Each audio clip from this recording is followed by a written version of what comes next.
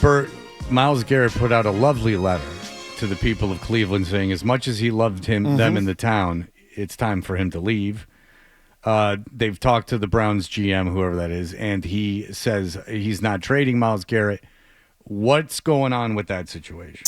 Yeah, I think like the fact that this went public is a sign of where things are, because the trade request didn't just go in. So the fact that he would go public is a sign that he's frustrated that the Browns basically said they were going to stand their ground and they weren't going to trade him. And so now we have a bit of a standoff. What the effect of going public with the trade demand is that now the Browns don't even have to pick up the phone at all. Now other teams are going to call, and I'm sure Andrew Berry's phone is ringing off the hook now because of the player that he is. And, I mean, there are very few guys like Myles Garrett. One of the handful of best defensive players probably of the last 10 years. He's a little older. But, I mean, I think if we're talking about a trade for him, I mean, you're talking about a baseline of 2 first-round picks, and then you kind of work from there. So he's going to be expensive for someone. But if you look at the history of it over the last few years, you see players of that caliber going for that sort of price where it's what Jalen Ramsey went for a couple of years ago. Laramie Tunsil, elite left tackle. Now those guys are a little younger, but I think with Myles Garrett, for them to even think about it, you'd be talking about multiple first-round picks as the baseline. I wonder if the Lions would trade for him. And that was one of the teams that I definitely thought about, because if you're one of those teams, if you're thinking about it and you're like, okay, we're going to give up multiple first-round picks, if your first-round pick is, and where are the lines? Probably like 27, 28. 27, 28, yeah. Right in there, right? Like, so, that for a team like that, like where it's like, well, we know our first-round picks are going to be low the next few years. And, you feel like we got to do something to kind of juice the team a little bit with all the attrition we've had on the coaching staff. That would be one way to do it. And him and Aiden Hutchinson opposite each other would be pretty tough to deal with. Would that be historic? Myles Garrett and Aiden Hutchinson, can you think of off the top of your head a better pass rushing duo? I mean, like you think of those Giants defensive lines, right? Like the Eagles, Strahan and Steelers and in the 70s? No? Yeah, I mean, Joe the Steelers had like, the Steelers even more recently, like some of the Steelers, like Kevin Green and Greg Lloyd, right? Yeah. Like, yeah. So I mean, it would be up there with those groups for sure. Eagles had Reggie White, and who was the defensive lineman that died? Jerome Brown. Jerome Brown. Yeah. Right. And there was another one too. Who was it? Seth Joyner. No, Seth Joyner was a linebacker.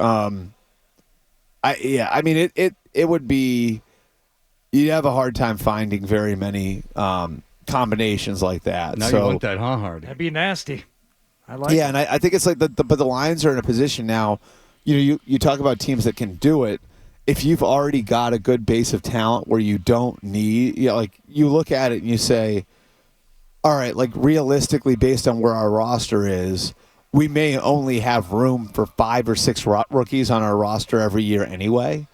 You can get yourself to a place where those picks can become a little bit more expendable, which I think is where the Lions are. Yeah, and Myles Garrett isn't the only big-name player that apparently is on the market. Cooper Kupp announced last night the Rams have informed him they want to trade him. You knew I was going to ask this. Patriots need about 6 wide receivers. Does Kupp have anything left, and is he a good fit for this team?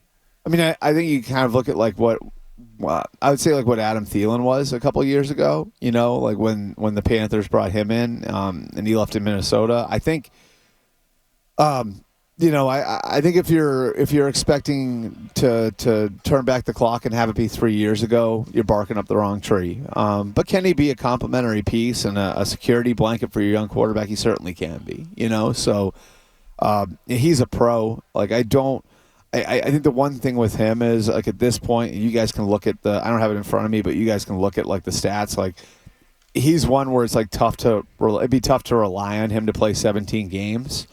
So you probably have to build in, like, he's going to get nicked up at some point, and you're going to have some things that you're going to be working through at some point during the year. But I think he can still be a really serviceable player and an asset to your young quarterback.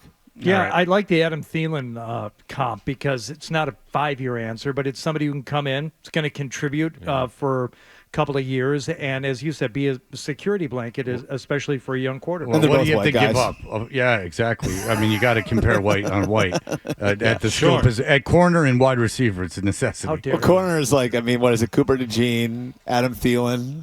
In the what's his face from the Giants? Cooper DeJean. Sorry. Jason Cooper DeJean. Sehorn? Jason Jason Sehorn. Sorry, I said Sehorn. Adam Thielen. I only see shades Jason of gray. Sehorn. Sorry, so I it's don't know. early. You do it. Is I Cooper Kupp understand. white? I didn't. Jason even know. Sehorn was like we throw the word unicorn around a lot. Jason Sehorn really was a unicorn. Well, he ended up being on talk shows and stuff. Like he was on the Tonight Show because he Look, was a he white exists. corner. Did you ever play like Sega or something? And you would try to make an all white team and an all black team, and it was like impossible to make an all white defense. Of course. Because Sehorn was very, very The important. in that. Patriots could have done it on offense like a few years ago, I think, right? When they had Offense Woodhead. was doable. They had Woodhead, they had like Welker, they had Gronk, they had Amendola. Like you could put if you put the fullback out there, I think you could you could have fielded a Patriots offense that was all white. Yeah, you were getting like a Crabette in there. I mean, if we back in the Sega days, you were okay with the receiver position, but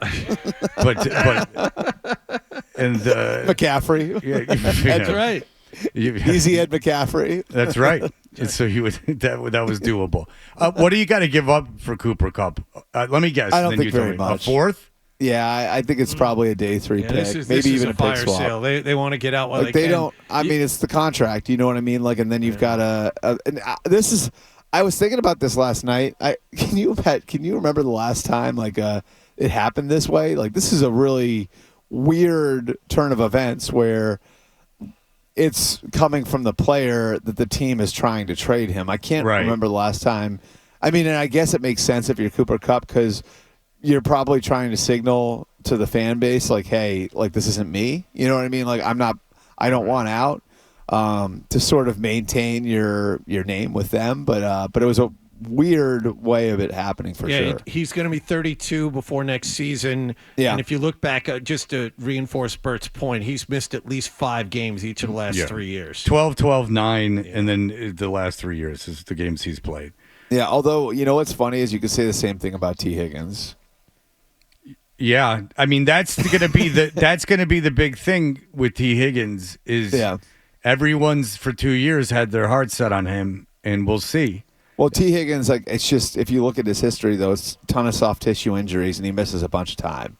So, and like even when he's been fully healthy, he's usually pushing through something, and you know it's been a few years now where that's been the case, and so I mean, look, like here's the reality too.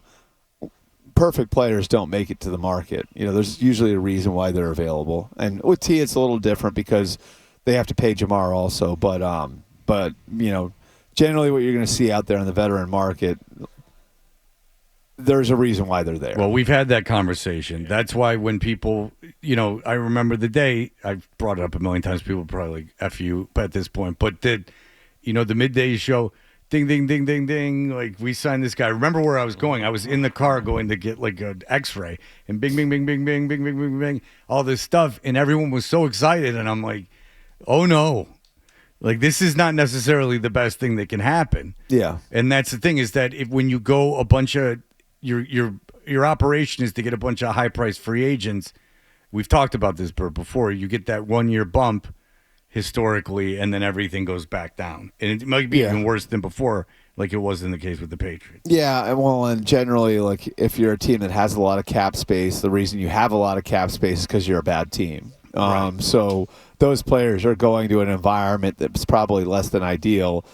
Cap space is created, and usually by a team missing on draft picks, and then 2-3 years down the line, they don't have anybody to pay. They don't have anybody that's worth filling the cap space with, so they have to go outside to do it. Yeah. All right.